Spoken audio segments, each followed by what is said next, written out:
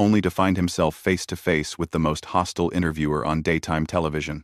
What you're about to witness is the moment Joy Behar's trademark arrogance finally met its match, and the explosive confrontation that followed will leave you speechless. This is the interview that ended with Joy Behar storming off her own show, but the build-up to that moment is even more shocking than you think. Make sure to hit that subscribe button and drop a comment below because you won't believe how this unfolds. The View's studio buzzed with its usual pre-show energy as Adam Sandler settled into the guest chair, his familiar, easy smile warming the room. The audience seemed genuinely excited to see the comedy icon, their applause enthusiastic and genuine.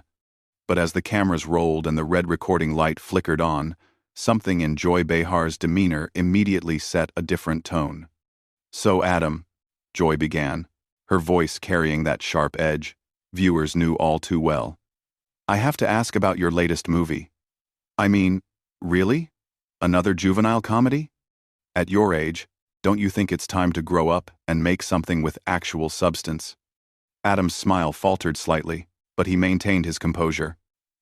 "Well, Joy, I make movies that make people laugh. I think in times like these, people need something to smile about. You know? Comedy has always been about bringing joy to folks who might be having a tough day." "Joy to folks," Joy repeated mockingly, emphasizing his choice of words. "That's interesting, coming from someone whose idea of humor is fart jokes and putting on funny voices. I mean, when was the last time you made a movie that actually said something meaningful about the world we live in?" The other hosts shifted uncomfortably in their seats. Whoopi tried to interject with a diplomatic comment, but Joy bulldozed right over her. "No, I'm serious," Joy continued, her voice rising slightly. "We have real problems in this country, Adam. Climate change, political division, social justice issues, and here you are making millions off the most basic, lowest common denominator entertainment.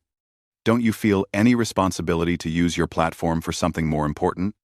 Adam took a measured breath, his famous laid-back demeanor still intact but showing the first signs of strain.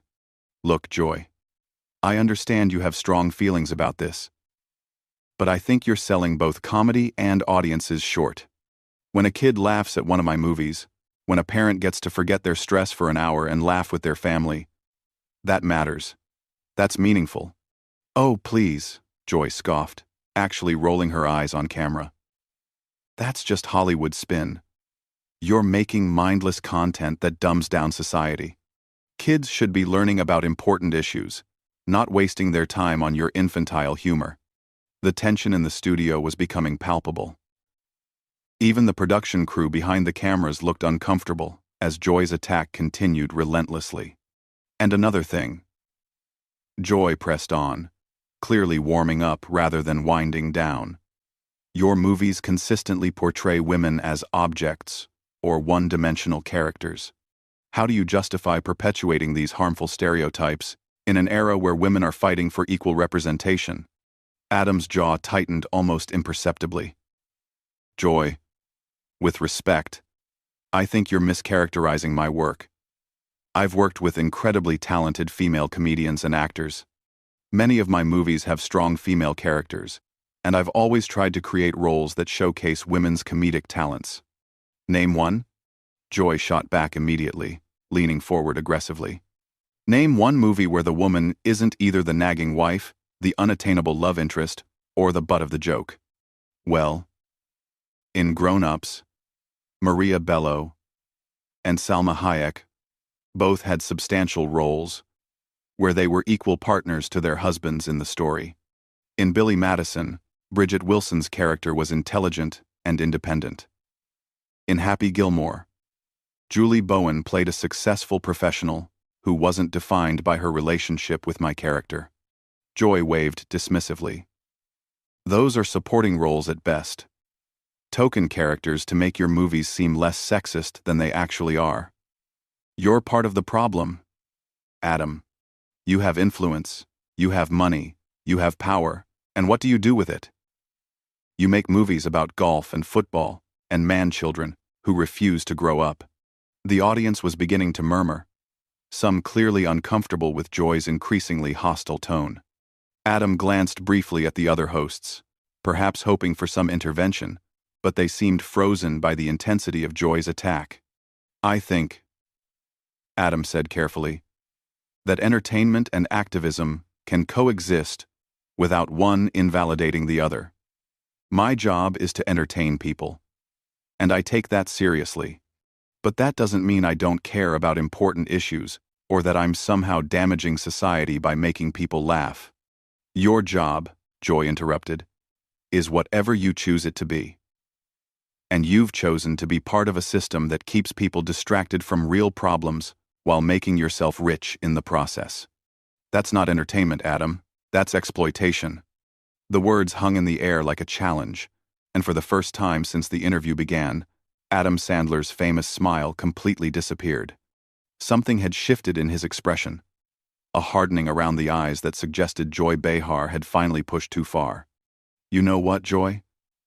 Adam said quietly, his voice carrying a weight that made everyone in the studio lean in slightly. I think we need to talk about exploitation. The studio fell silent as Adam's words registered. Joy's confident smirk wavered for just a moment, sensing that the dynamic was about to change completely. Exploitation, Adam repeated, his voice steady but carrying an unmistakable edge. Since you want to talk about using platforms responsibly, let's examine your track record, Joy.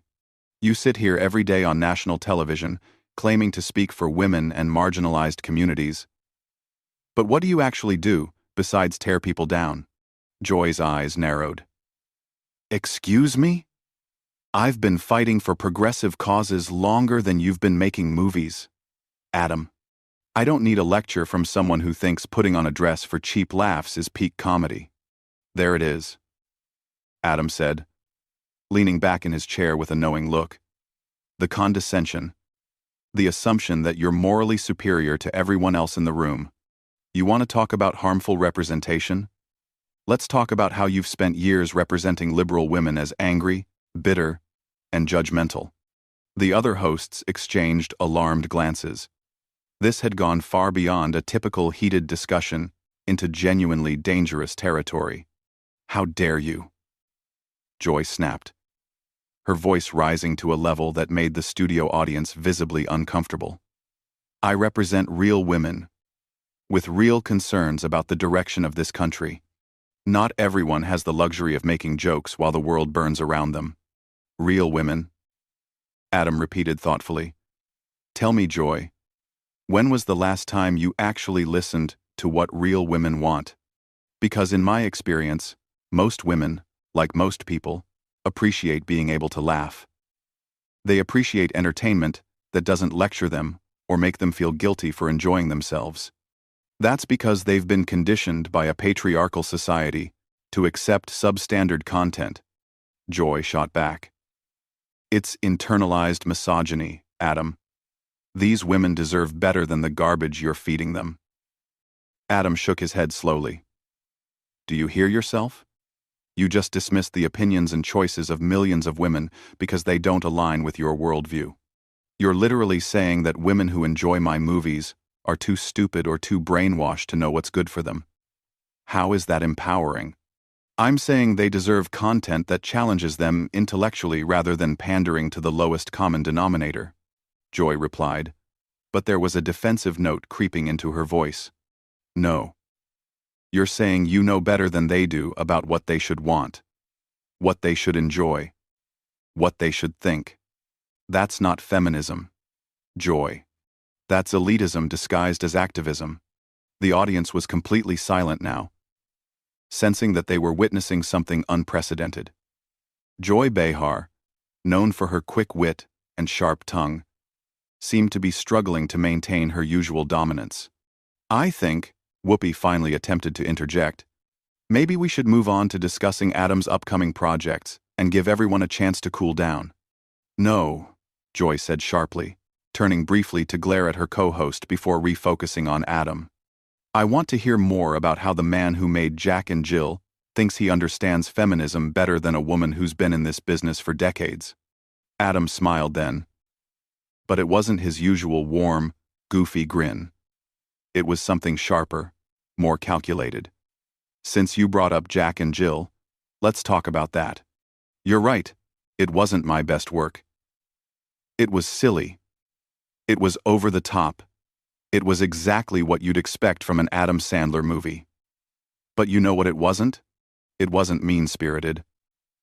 It didn't mock people for their appearance, their beliefs, or their backgrounds. It didn't punch down at anyone. It was 2 hours of a man in drag making offensive jokes, Joy countered. And you've spent the last 20 minutes making offensive comments about my career, my character, and my fans. The difference is, my movie was clearly labeled as comedy. Your behavior is being passed off as journalism. Joy's face was beginning to flush with anger. Don't you dare compare your Hollywood nonsense to legitimate political discourse. I'm holding you accountable for your impact on society. No, you're grandstanding, Adam replied calmly. You're using me as a prop in your ongoing performance as the moral authority of daytime television. You don't actually care about my movies or their impact. You care about demonstrating your intellectual superiority to your audience. That is absolutely ridiculous. Joy sputtered. But her usual composure was clearly cracking. Is it? Then tell me, Joy. What specific scenes in my movies do you find most problematic? Quote me some dialogue that you think is harmful.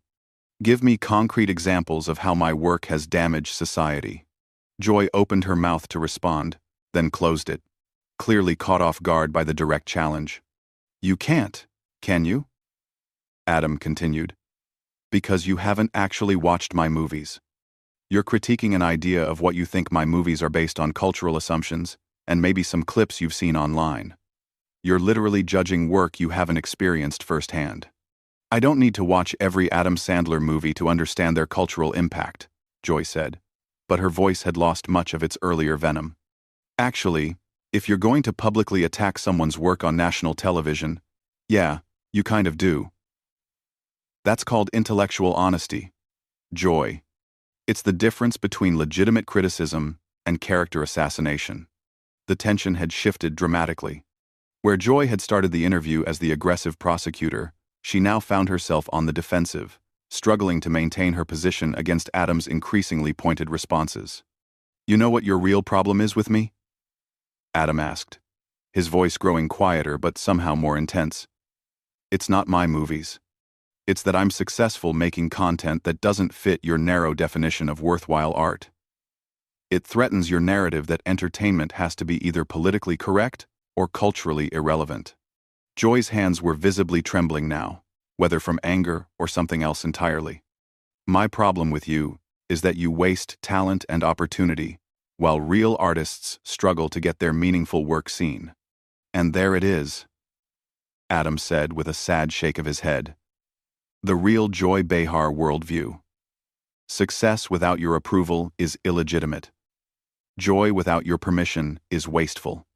You've appointed yourself the gatekeeper of what entertainment should be, and anyone who succeeds outside your parameters must be torn down. Joy's eyes flashed with something dangerous as Adam's words hit their mark. The careful veneer of television professionalism she'd maintained for decades was crumbling in real time. You think you're so clever, don't you? She said, her voice now carrying a bitter edge that made everyone in the studio uncomfortable. Coming in here with your fake, humble act, pretending to be just a regular guy who wants to make people laugh. But I see right through it.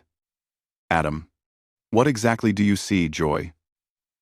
Adam asked, genuinely curious now about where she was heading. I see a privileged white male who's built a career on mediocrity and is now lecturing me about integrity. You've coasted on nepotism and industry connections, while actual talented people, women, people of color, have been shut out.